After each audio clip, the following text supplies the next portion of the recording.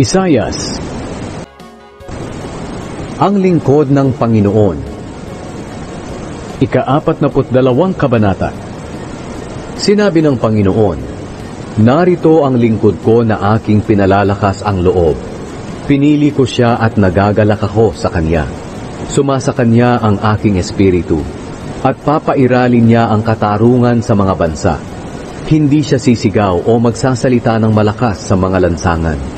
Hindi niya pababayaan ang mahihina ang pananampalataya, at hindi niya tatalikuran ang mga nawalan ng pag-asa.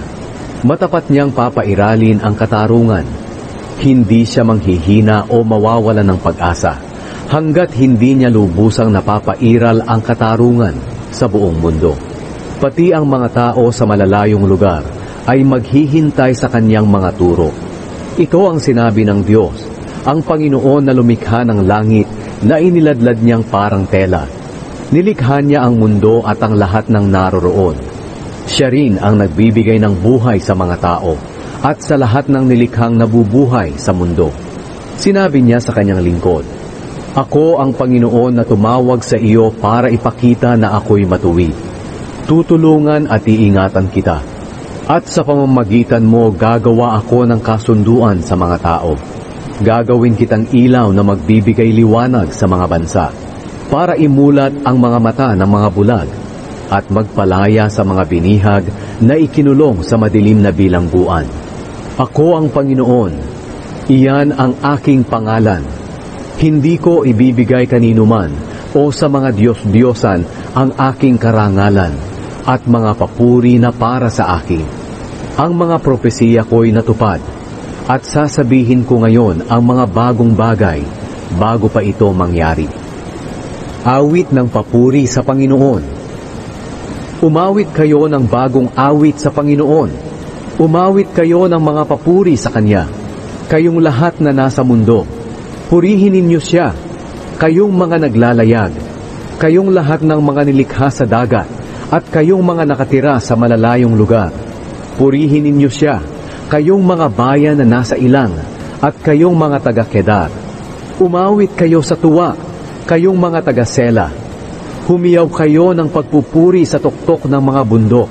Parangalan ninyo at purihin ang Panginoon, kayong mga nasa malalayong lugar. Sasalakay ang Panginoon na parang isang sundalo na handang-handa ng makipaglaban. Sisigaw siya bilang hudyat ng pagsalakay, at magtatagumpay siya laban sa kanyang mga kaaway. Sinabi ng Panginoon, sa mahabang panahon, nagsawalang kibo ako at pinigilan ko ang aking sarili. Pero ngayon, ipadarama ko ang aking gali. Sisigaw ako na parang babaeng nanganganak. Gigibain ko ang mga bundok at mga burol, at malalanta ang mga tanim. Patutuyuin ko ang mga ilog at mga dakong may tubig. Aakayin ko ang mga mamamayan kong bulag sa katotohanan, sa daan na hindi pa nila nadadaanan. Liliwanagan ko ang dinaraanan nilang madilim, at papantayin ko ang mga baku-bako sa landas na kanilang dinadaanan. Gagawin ko ito at hindi ko sila pababayaan. Pero ang mga nagtitiwala sa mga Diyos-Diyosan, at ang mga itinuturing na Diyos ang kanilang mga ribulto, ay tatakas dahil sa malaking kahihiyan. Ang Israel ay parang bingi at bulag. Sinabi ng Panginoon sa kanyang mga mamamayan, kayong mga bingi at bulag, makinig kayo at tumingin. Kayo'y mga lingkod ko at mga pinili. Isinugo ko kayo bilang aking mga tagapagsalita, pero walang makakapantay sa inyong pagbibingi-bingihan at pagbubulag-bulagan. Marami na kayong nakikita, pero hindi ninyo pinapansin. Nakakarinig kayo pero ayaw ninyong makinig. Nais ng Panginoon na parangalan ang kanyang kautusan para ipakita na matuwid siya.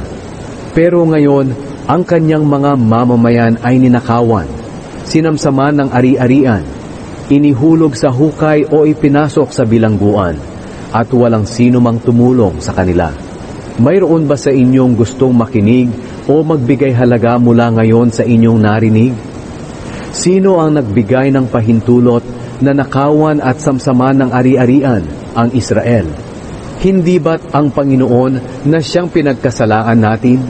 Sapagkat hindi natin sinunod ang mga pamamaraan niya at mga kautusan. Kung kaya ipinadama ng Panginoon ang matindi niyang galit sa atin, sa pamamagitan ng pagpapahirap sa atin sa digmaan. Ang galit niya ay parang apoy na nakapalibot at sumusunog sa atin. Pero hindi natin ito pinansin o inisip man lamang.